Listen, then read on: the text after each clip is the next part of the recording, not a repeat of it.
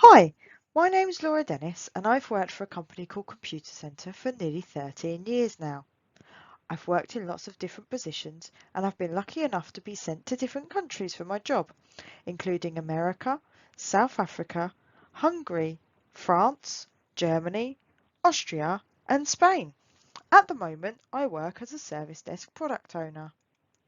Now this is something called an elevator pitch. It's a way to very quickly describe your job to other people. So quickly that you could do it in a lift when only going up one floor, which is where it gets its name from. I'll give you a minute to read it and you can judge for yourself whether it's a good description at the end of the talk. But first, I'm going to take you through what a product owner does, how I got to be one, and what you would need to do to be one yourself. So, what does a product owner do? Well, I design systems that allow people to be able to report on or fix IT issues themselves. I maintain and improve products that enable IT service desks to operate efficiently and effectively. I spend a lot of time researching the market, documenting requirements, and speaking to developers about what needs to be built and how. I also provide consultancy to customers regarding what products and services we can provide to meet their needs, and oversee projects to make sure that the integrity of my product is maintained during the implementation. If a product is not delivering the expected benefit, I work with other teams to find out why, and then I decide what needs to be done to improve the tool or process. I get a sense of satisfaction from finding innovative solutions to complex problems and from seeing my designs come to life. I spend most of my day in meetings. At the moment, these are on Microsoft Teams due to the pandemic. These meetings are with suppliers, developers, project teams and customers. I get lots of emails that I need to read and respond to, and I often have to read long, complex documents and research new products or capabilities. One of the things that I'm currently working on is a project to be able to automate Windows password resets. It sounds simple because we can automate other password resets already. But how do you get the password to the person if they can't access their email? There are lots of security requirements that have to be taken into account, so everything has to be documented and approved by the experts before the developers can start. I need to convince the relevant people it's a good idea and will save enough money to be worth the effort to implement. Then I need to help sell it to our customers. If it's successful, not only will it be able to save money for us and our customers, but it will help us to get more customers to grow the business and create more jobs.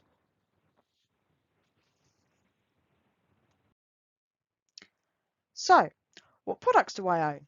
Well, I own anything that relates to voice or automation on our service desk. I have colleagues who own the chat, virtual agent, end-user analytics and end-user portals. So sometimes my automation crosses over with their products and I need to make sure that I work closely with them. I've recently designed and launched an intelligent IVR. An IVR is the options that you hear on the phone when you call a company. So please press option 1 for this, option 2 for that, etc. But mine can automatically recognise who you are by the number that you used, or by you entering a unique identifier. You can talk to it using your voice, or you can enter numbers via the keypad, which is called DTMF. It will tell you about any major issues and let you register that you're being affected by them. It can use pins or passwords to make sure that you are who you say you are, and then reset your password for you. You can get updates on the status of your open tickets with us, or you can give us information that will help us to fix your issue using speech-to-text technology. It can tell whether we should be alerting somebody that you called and that your ticket should be looked at as a priority, and most importantly, it can route you through to the right agent if you need to speak to a person. Now, to support my intelligent IVR, I needed to design a way for the service desk to be able to quickly and easily add broadcasts in multiple languages to let people know that we are aware of big issues and stop the desk from being flooded with calls.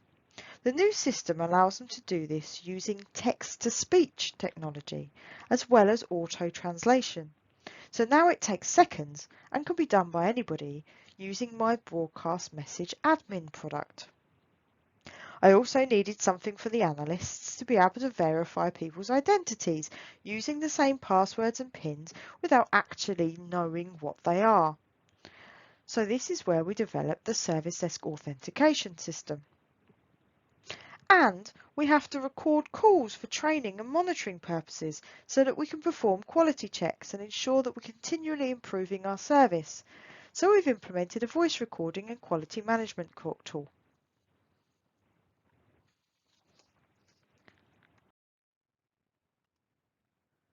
So, about me and my career to date. Well, I left school in 2001 and then became a product owner in 2021. And a lot happened in the 20 years in between. So when I left school when I was 16, I joined a youth training scheme and I did multiple temporary jobs in insurance and banking, including data entry, claims and customer service for the first 5 years. I also decided to go to college to become a nurse. But in 2006, an agency made a mistake and they sent me to a job as a business-to-business support analyst for a broadband supplier. I was told that they'd keep me to answer the phone for 2 weeks as they were desperate. But it didn't take me long to realise that the technical teams were following an unwritten script until they got to the point where they fixed the issue. I started to listen and write it out into a process, and I was able to do what they were doing. In fact, I became the highest call taker with the best first-time fix rate on the desk. I graduated from my part-time college course in 2007, and I was still working in my IT job. I actually decided that I would remain working in IT. But unfortunately, not everything goes to plan. And 2 years later, I was made redundant due to an office move. I took a role as a first-line analyst in a bigger call centre close by called Computacenter. I took any development opportunities that were offered and I became a subject matter expert on lots of different systems. They actually created a team for me and a colleague so that we could be involved in any new technology releases, and we were promoted to the role of technical analysts. I was nominated for the company's High Performers Award 3 years running. I was eventually promoted to business analyst and chosen to work on the biggest innovation program that our company had ever had, and that year I finally won the High Performers Award. I was promoted to senior business analyst where I gained experience of people management. I was then headhunted internally to work as a consultant on the next massive program of work, and I was nominated for an external award called the CRN Women in Channel Technical Employee of the Year, where I reached the finals. The program manager of the project that I was working on asked me to go and work for him as a change lead. When he was headhunted for a different department, he took me with him as a technical architect. The same department needed a product owner for the service desk, and because of my experience and background, they gave me the job. And that's how I got from here in 2001 to product owner in 2021. As you can see, I didn't know that I wanted to be a product owner until just before I became one, so don't worry if you don't know what you want to be just yet. So what qualifications do you need to be a product owner? Well, I left school with my A to C grade GCSEs in English, Maths and Science. When I went to do my access course, I got level 3 distinctions in science and IT subjects, which is the equivalent to 4 A grade A levels. I also have a professional IT service desk qualification from when I first started at Computacenter called the ITIL Foundation Management version 3. ITIL stands for Information Technology Infrastructure Library, and it's a set of best practices for delivering efficient IT support services. I've been on an Agile Project Management course. The Agile Project Management is an iterative approach to delivering projects, which means that things are built and released in short sprints and can be improved in subsequent releases. This is often used for software development, and some of you will have seen this approach used to develop the computer games that you play. I've been on multiple courses to help with some of the skills that didn't come naturally to me, like assertiveness and influencing and persuading. And when I became a people manager for the first time, I had to go on lots of courses about employment law, recruitment, coaching and management. Now, apart from the ITIL course, none of the professional courses that I've been on gave me any kind of certificate. But I did come away with them with the skills that I needed to do the job. So it just shows that you don't have to have a certificate for these things to be of value. So what skills do you need to be a good product owner? Well, I think that you need to be able to understand complicated information. I have to read long technical documents that go into more detail than I need to understand, but the trick is for me to know what I do and don't need to know. To be able to communicate with different types of people in different ways.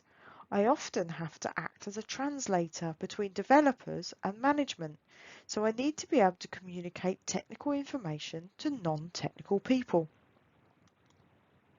To analyse the results of my research and apply logic that allows me to confidently make decisions. To be able to put myself in my customers' shoes to understand their needs. Be flexible enough to adapt to changing requirements and priorities. Use influencing and persuasion to provide leadership to various different team members and customers. And come up with innovative ways to use my products to solve problems for the business and our customers, as well as solving problems that might occur with my products or their ability to do what I need them to do. As you can see, my journey into IT, I didn't know what I wanted to do, and you can accidentally end up on different paths. You don't necessarily need any qualifications to be a product owner. But if you decided that you wanted to do this when you left school, you could always look at these qualifications to help you with that.